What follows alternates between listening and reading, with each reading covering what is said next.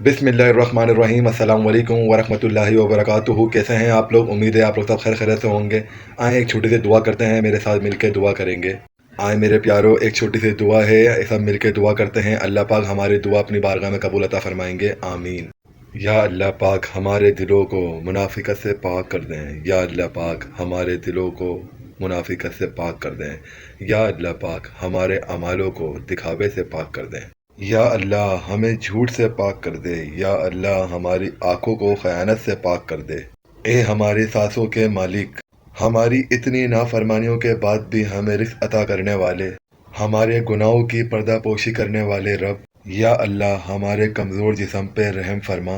हम पर अपने एहसानात जारी रख मेरे मालिक। हमारे हर जायज़ काम में अपना करम अता फरमा मेरे मालिक। या अल्लाह हमारी इज़्ज़त के लिए यही काफ़ी है मेरे मालिक। जी, तो ये एक छोटी सी दुआ थी।